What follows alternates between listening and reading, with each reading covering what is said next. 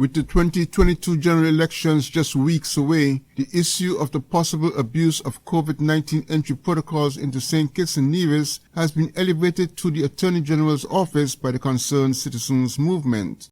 In a letter signed by CCM's Chairman Troy Liebert dated 15 July, concerns were expressed over political interference that could prevent nationals of the country being able to enter the Federation in time to cast their votes in the 5th August general elections. SKN Newsline spoke with CCM's leader Mark Brantley, who indicated that the party awaits a response from the Attorney General on the matter that could have an impact on the political parties opposed to the PLP Prime Minister. I am very clear in my view, Mr. Bart, that these protocols were put in place at a time when the country was in the throes of a global pandemic. I'm equally of the view, having seen the crowds for music festival, having seen the crowds of people for various events and fetes that we are having, that the country is proceeding to a sense of normalcy now. Indeed, we have and have rightfully boasted about our success in terms of vaccination, one of the highest vaccination rates in the region. We have one of the lowest incidences of COVID in the region. And so to use this now as some excuse to continue to require persons to fill out copious amounts of information online, and then, of course, to wait, because once the information is submitted, they're then forced to wait for an authorization before they can board their flight. I think that the process now, it is obvious how that process can be manipulated if bad actors are somehow involved. And since we have, of course, a gentleman at the helm who nobody trusts, understandably, we have great concern about that system being manipulated. My own view is that just as the rest of the region has now moved to dropping these entry protocols, I believe that that is where St. Kitts and Nevis needs to head to. But if the health authorities are still of the view that they need to continue some protocols, I believe that some mechanism has to be put in place to ensure that no voter is denied the right to vote in this upcoming election. This is their country, and they should have a say. The concerns expressed appear to be influenced by the party's level of trust in the PLP Prime Minister Dr. Timothy Harris, a former member of the Team Unity coalition that involved PAM, CCM, and PLP, and the matter could end in court, according to CCM's leader Mark Brantley.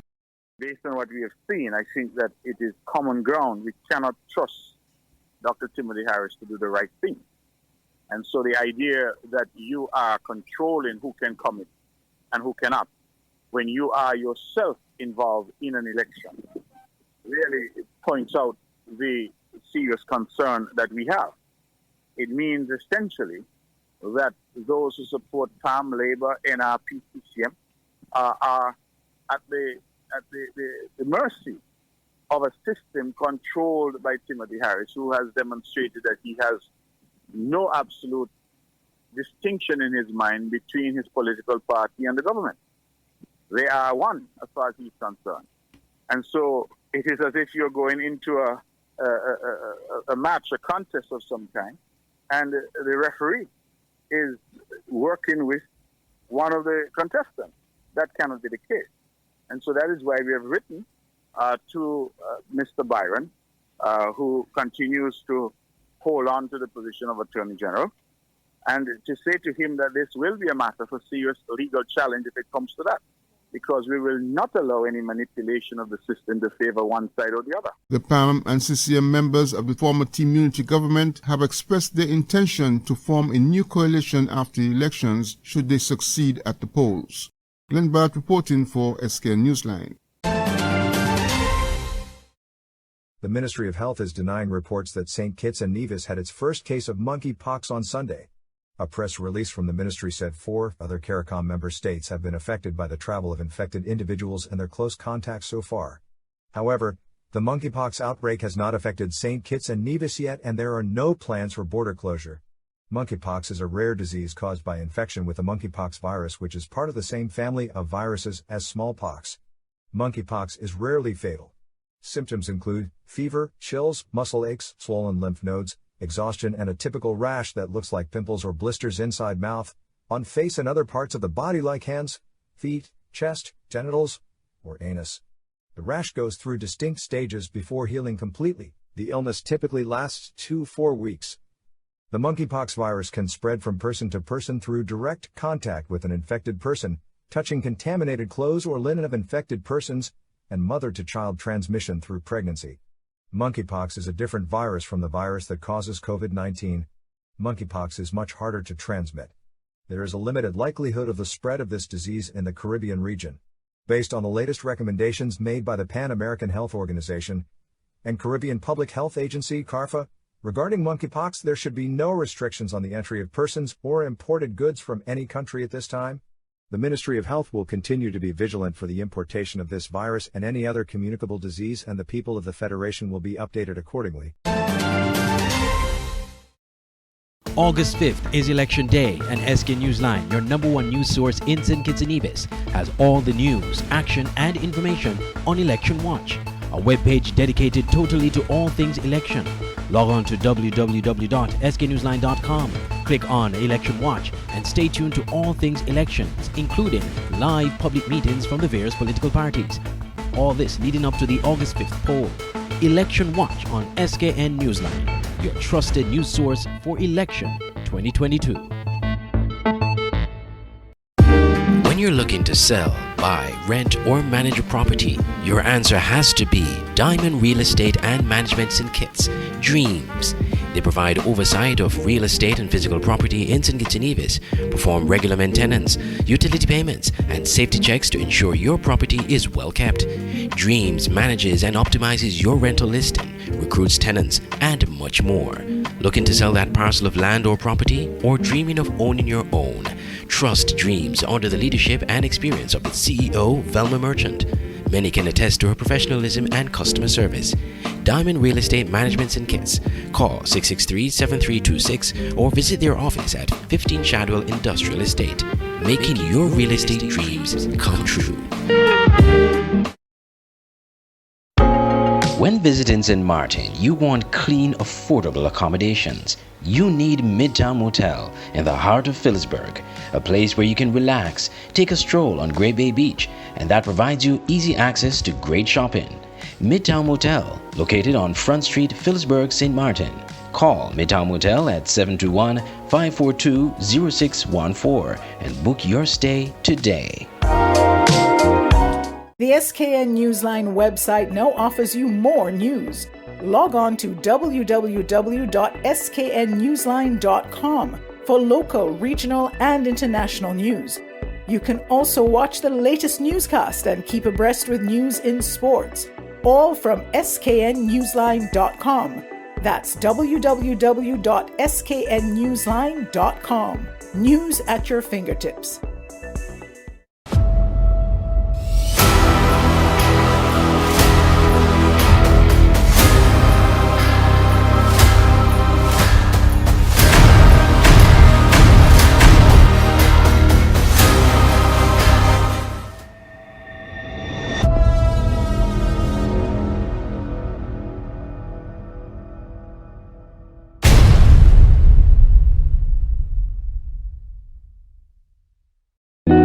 Nestled between evergreen mountains and the Caribbean Sea on the island of St. Kitts is the Millhouse Guest House and Convention Center. With breathtaking views, a rugged, beautiful shoreline, and immaculate manicured gardens make this the perfect location for your holiday, event, or wedding. With a large convention center, apartments with balconies providing stunning views, and a secluded cottage for larger family groups or honeymooning couples looking for some privacy. We have something for everyone. Book your stay at www.millhouseskn.com or visit our Facebook page, the Millhouse Guest House and Convention Center, an oasis of tranquility. Dr. Denzil Douglas, constituency number 6 candidate of the St. Kitts Nevis Labour Party, is demanding a public apology from his opposing PLP candidate, Dr. Mark Williams, for what Dr. Douglas considers to be false allegations made against him. According to a press release issued by Dr. Douglas dated 17 July, Dr. Douglas stated that the allegations made by Dr. Williams were, quote, totally false, unquote, and had been circulated widely on social media platforms as well as a radio station. Douglas is calling on Williams to apologize and provide meaningful and similar circulation, and is likely to take legal action. The press release states in part, quote, "I take these defamatory allegations seriously and have promptly instructed my lawyers to take the appropriate action, seeking an immediate retraction and apology by Dr. Mark Williams, aired in a similar manner to the lies he told about me in West Farm." It continues, "Dr. Williams must be very well aware that on the last occasion I had reason to approach the court to protect my good name. The court gave me a sizable award. Therefore, Dr. Williams should be forewarned that he will suffer a similar fate if he does not accede to my lawyer's demands for retraction and apology." End quote.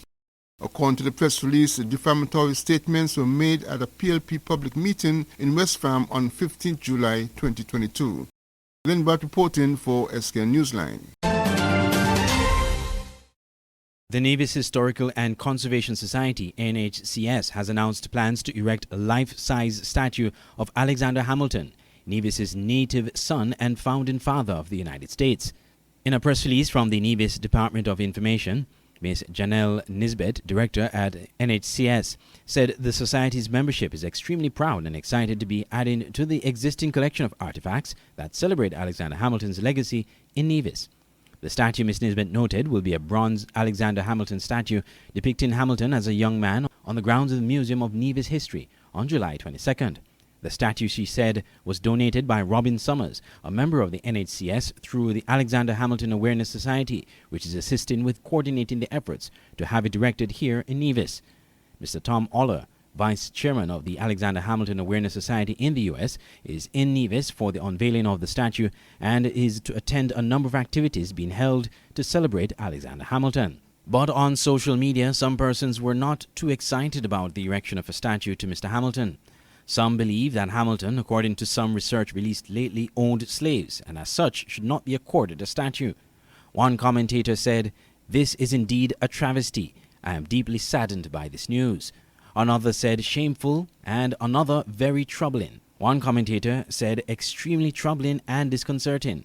One person even posted 2 links to articles on History.com and Smithsonian Magazine that suggested that Hamilton owned slaves.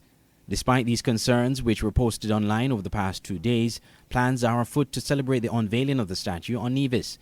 On Thursday, July 21st, Michael E. Newton will present an historical lecture on the history of Alexander Hamilton's mother and family, the Fawcetts, and their lives in Gingerland, Nevis from 1700 to 1745. On Friday, July 22nd, the unveiling day, there will be a visit to the Nevis Heritage Village, a lunch at Hermitage, and the feature event, the unveiling of the statue entitled Alexander Hamilton as a Young Man, on the grounds of the Museum of Nevis History at the Sam Hunkins Drive, starting at 4 p.m. The release ended that the monument will be the only statue on the island which showcases Nevis's most famous son, who went on to reshape the American economy during his appointment as the first Secretary of the Treasury. The full press release on the plans to unveil the statue can be found on the SKN Newsline website, www.sknewsline.com, in the press releases section. I'm Andre Huey for SKN Newsline.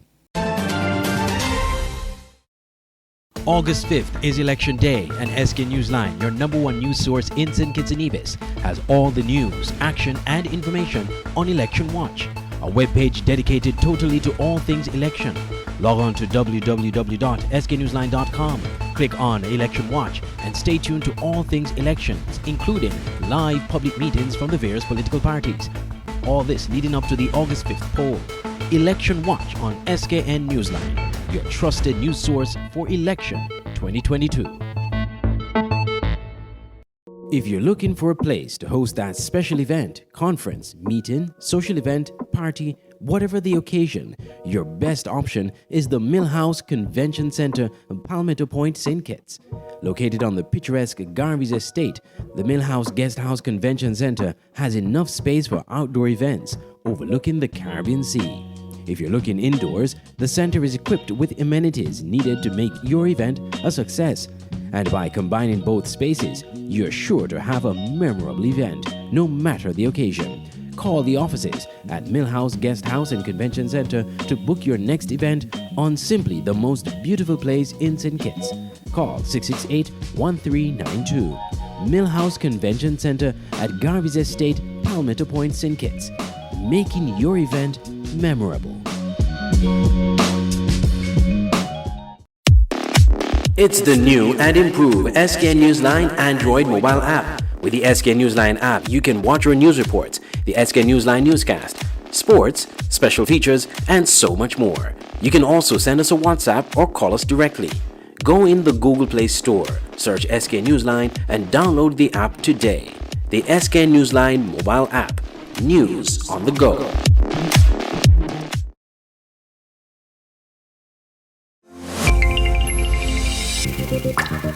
An open interactive event can be described as tremendous, effective, on par with any conference around the world.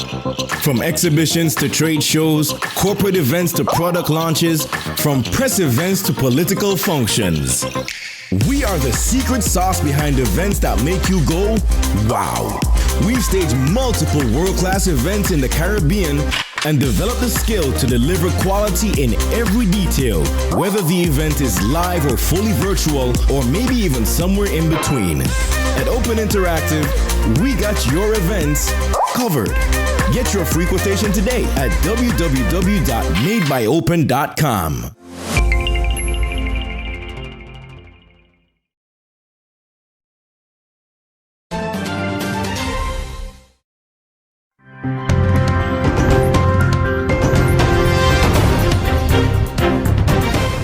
Since Statin's quarterly report, which stated the country's 6.4% economic growth, critics have commented on the factors that contributed to this. President of the Jamaica Employers Federation, David Wan, says as the country aims to repair the damage done by the COVID-19 pandemic, the development of several infrastructure across the island will lead to even further growth. To get jobs in the BPO, you first have to build a call center.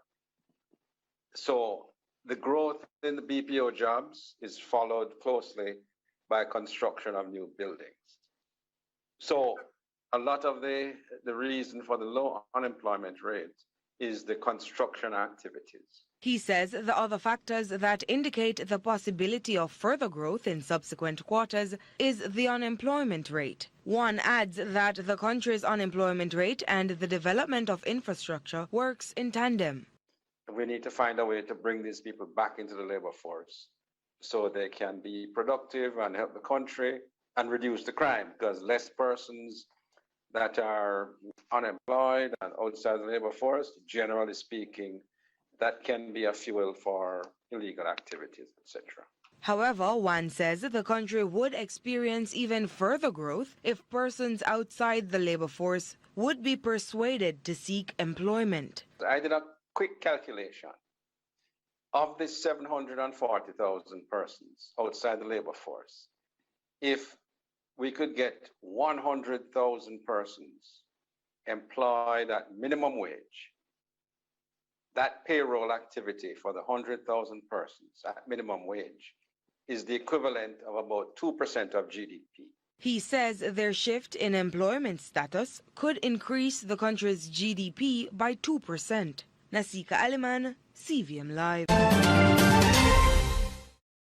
Two online publications reported that Prime Minister Dickon Mitchell has appointed Nigerian businessperson and diplomat Tushi Narari to the post of ambassador at large to be in charge of a Grenada-Nigerian summit in October. One of the articles said the Prime Minister had on July 11, 2022, officially appointed Narari as ambassador and disclosed that he will be at the helm of affairs as chairman of the official diplomatic headquarters, which will be in Abuja, the nation's capital. However, newly appointed Prime Minister Dickon Mitchell has publicly rebutted this at Tuesday's post-cabinet briefing, noting that since the recall of diplomats in July, no one has been appointed to any ambassadorial positions. So I haven't actually seen the story that was circulated yesterday. I was told about it. But to be clear, we have not appointed anyone. And to the contrary, we've indicated that we are recalling and are in the process of recalling everyone.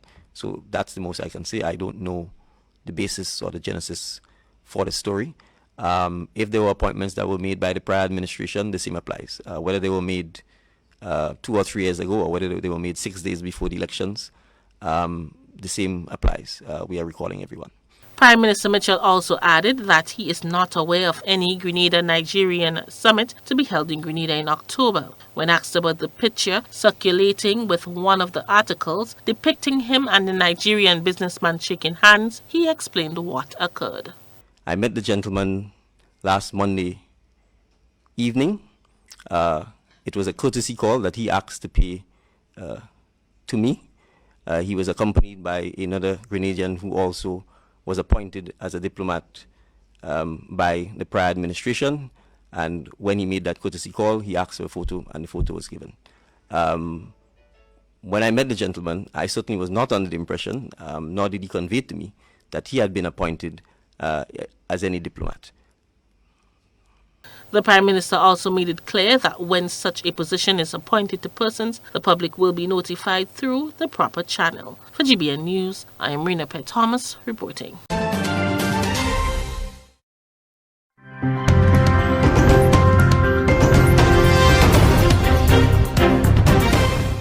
And breaking within the last few minutes here, a CDC advisory panel unanimously recommending the use of the Novavax COVID vaccine for adults. Last week, the FDA authorized the 2-shot vaccine as well. NBC's Antonia Hilton is tracking the other outbreak we are monitoring now, monkeypox. Let's begin, though, with NBC News senior medical correspondent Dr. John Torres and NBC News medical reporter Berkeley Lovelace Jr. Dr. John, I'll start with you if we can, and this breaking news about the Novavax vaccine. Help our viewers understand how it's different from the other vaccines out there. And Aaron, like you mentioned, the advisory committee for the CDC just recommended that it go ahead and be given, and now the CDC director will step in and give her recommendation as well, which by all indications will be, thumbs up, and it'll be good to go. But what this does is it gives us a third type of vaccine against COVID, and that's important because some people were hesitant to take the mRNA Pfizer Moderna vaccine or the Johnson & Johnson vaccine, which is what we call a viral vector. And so this is one, it's more of an older technology. Think hepatitis B vaccine. It's been around for a while. And what it does is it uses a protein-based vaccine, basically. What it does is introducing a protein from the cell wall into the body. So instead of the body being induced to make that protein, which then activates the immune system, it's giving the body that protein along with something else that can help boost that up. And so, like I said, Aaron, the important thing here is for people who might have been hesitant to get the mRNA vaccines because they were concerned that the technology might be too new, or the Johnson & Johnson vaccines because that technology was new. This is an older technology. They don't think it's going to replace all the other ones, but it's certainly going to be one more tool in our tool bag, Aaron.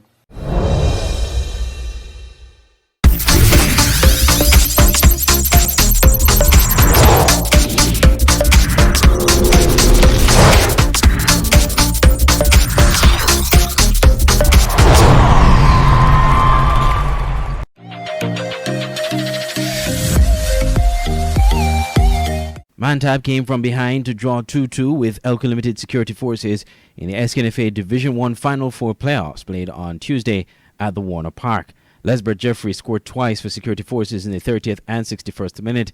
That's after Eversley Davis scored for Mantab in the 10th minute, and Omari Piggott for Security Forces scored an own goal in the 74th minute. After the match, we spoke to coach of Mantab, Bon Patrick, who praised his players for coming from behind to ensure that they walked away with a point. Yeah, I must say kudos to the guys. They really stood out. They stick to the task no matter what. They put in the effort, they put in the energy. The first goal, the equalizer was a defensive error, and then we start a bit drop off and we get a little complacent. All in all, we went back out in the second half and just talk to them, let them know we're still in the game, we got to fight still, and then we went out. We went down, but never out the game. Made a couple of substitutions, and then we got the equalizer. If we watched the game, we had the first half, the first 15-20 minutes of the game. We should have been up by at least 2-3 goals. We got a couple of chances then. But I think in the finals it would be a different game, and the players then would rise to the occasion. I think we have the team that could get over the hump. We just got to put in a little bit more work in the training pitch, and hopefully we'll get it right if we meet in the finals. In the night's earlier match, E&K Minimart Sandy Point FC defeated Connery Fireballs 4-0. Alzandai Warner scored in the 24th minute, Jalen Berth in the 63rd minute, Shazriel Thompson in the 66th minute, and Brandon Freeman in the 88th minute. The SKNFA Division 1 playoffs continue next week Tuesday, the penultimate round, which will determine the 2 finalists and ultimately the 2 teams that will be promoted to the Premier League.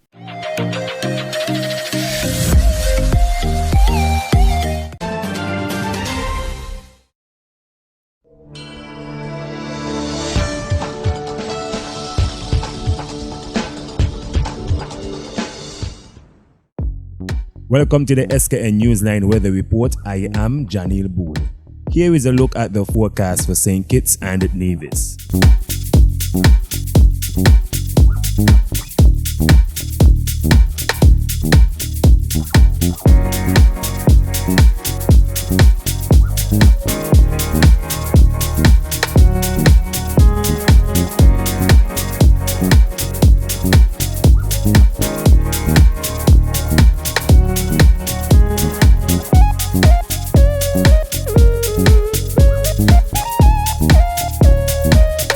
For a more detailed weather report, visit our website at www.sknnewsline.com.